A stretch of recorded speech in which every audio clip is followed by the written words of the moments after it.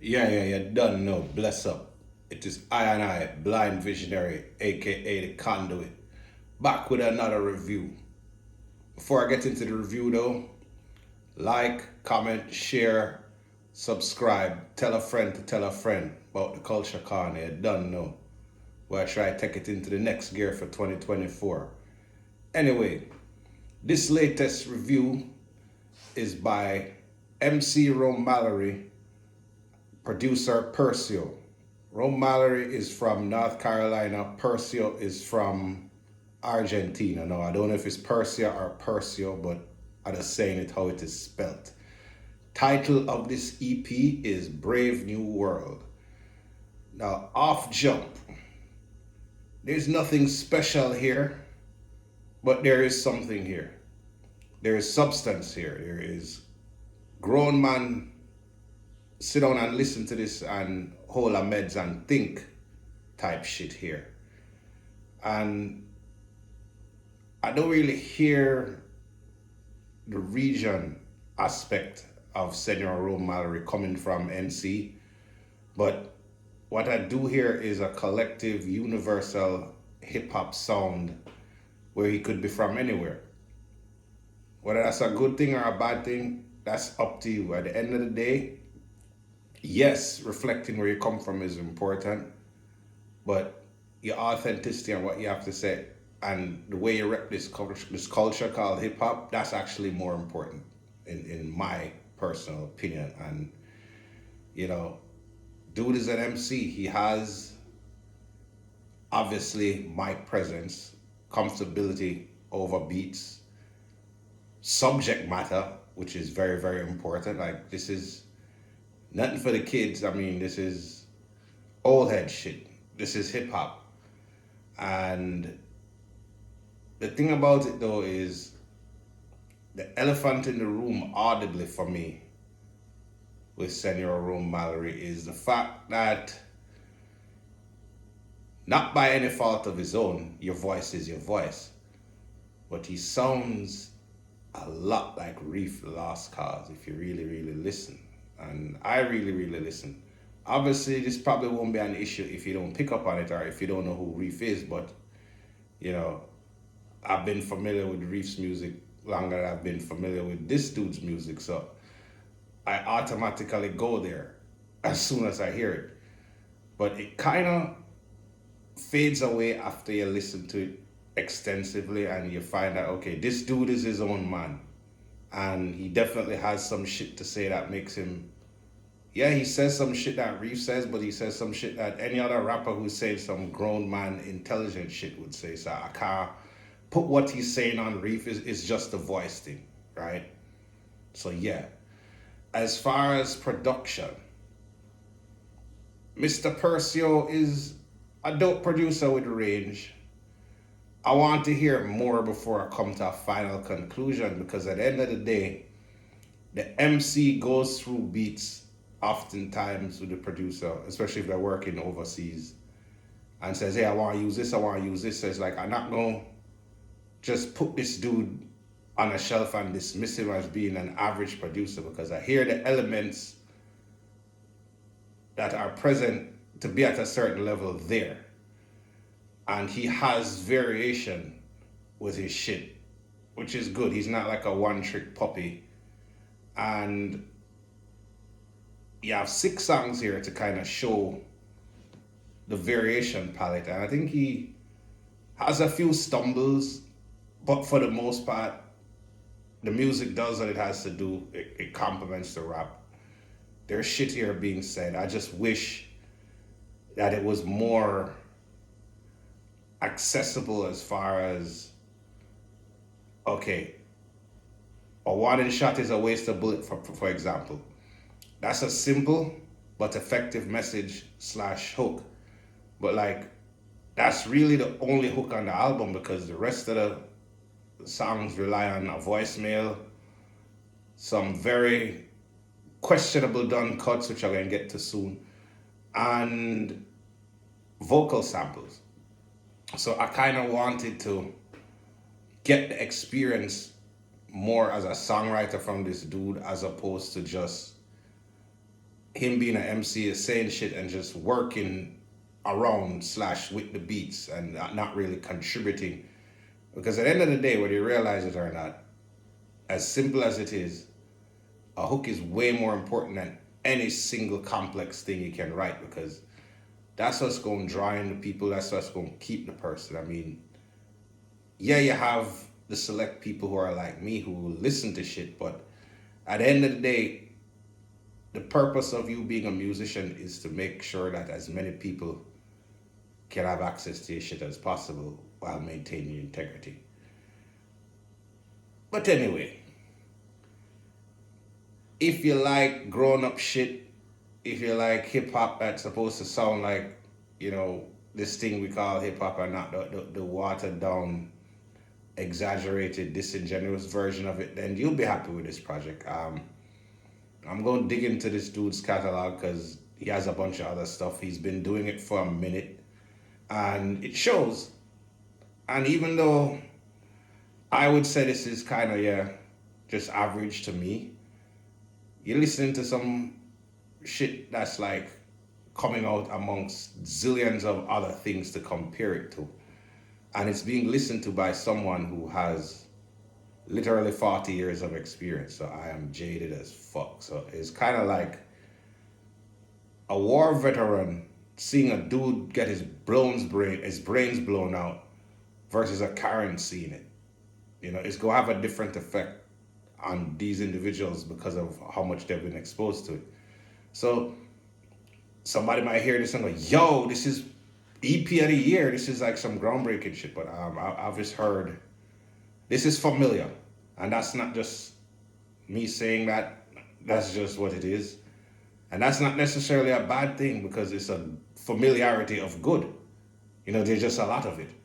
And it's damn hard to stand out when there's so much, and the bar been raised. Like you don't operate in a certain area unless you're a certain caliber MC.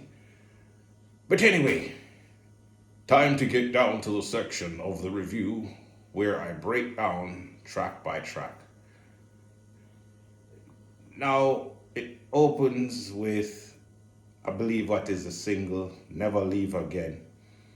And this is, production wise, a really laid back song. And the way I can describe this is, if you could go for a cruise down the freeway towards the sunset in your basement, this is what that beat would sound like. And I think it was very wise to make this a single and like an intro to say, okay, because literally this is the first song I've heard from this dude to go, okay, I will tell whether I'm going to be into this or not. And yeah, it was a good opening track and a good intro to Rome Mallory, the MC. And yeah, this is what I'm talking about in terms of there's something there with Persia, because this shit knocks, man. This is like, you can't go wrong with this. Like, this is a highlight. If this was a maxi single, this would, like back in the day, if like this was the song and then maxi singles have other songs later and instrumentals and the rest of what came with this, yeah, it's like a bonus. If you hit it out the park with one song, you've done a lot. Especially if you hit it out the park with the level of this song. So yeah, kudos to a good start, and then kudos to the second track, which is Voicemails, which is a good follow-up, and same producer, different song. Familiarity, but is obviously a different vibe. And this is what I talk about, where he's not a one-trick pony. So yeah, this is the one that got away type shit on both ends. So you hear from his perspective, but you kind of also hear that the girl who I'm talking about kind of was like, yeah, I fucked up. And this is one of the songs that doesn't require the whole type of hook thing that I was talking about, because the voicemails in between the songs, the verses, sorry, they do what they're supposed to do, and that's appropriate. And then the clip that ends it off is very, very true. So yeah, this, like I said, this brother is on some grown man shit, and I can appreciate it. You know, I don't know if it's gonna appeal to the kids, but yeah, I can appreciate it. So then we'll move on to Glimpse of Hope, which is very, very familiar. Like, I have heard this beat a zillion and one times, but that's not necessarily a bad thing because it's like, okay, if you want to go to a restaurant and get a burger, you get what you pay for. So like, if this is the shit you like, this is the shit you like. It's just like, yeah, I've heard a lot like this, but Rome Mallory does it justice. Oh shit, yeah, it has a guest, doesn't it? Yes, it does. Featuring Nums. Nums does his thing. I think he's from Jersey. And yeah, it's 3 for 3 so far. Don't have no problems until we get to track 4. Long as the villain, I'll pronounce it wrong like my phone. Long as the villain wins. Featuring What Up Vern. Now, the issue I have with this beat are the kicks. I just think, okay, it don't have that boom punch in your face that a song like this would need. And then in the realm of DJing, like, come on, man, like this is a bad, like, emulation of TMB or somebody if he was asleep and the scratch is off, what's being said is off, and it's just like, okay, get a DJ that's an actual DJ to do something next time. I don't know what the hell that was, but this would be like the only weak point / pet peeve I'd have about this record, because yeah, I take this shit seriously, and Jazzy Jeff and Qbert and DJ Revolution are my favorite DJs of all time, so that's the standard that I hold cutting over beats to. Just to like to put that out there. But yeah, the MCs did them thing on it despite that. I mean, I can't remember that it. I just know that one person have a better mic than the other, and you can kind of hear it. A normal person probably wouldn't hear that, but I who's blind hear it. So then we get to track 5,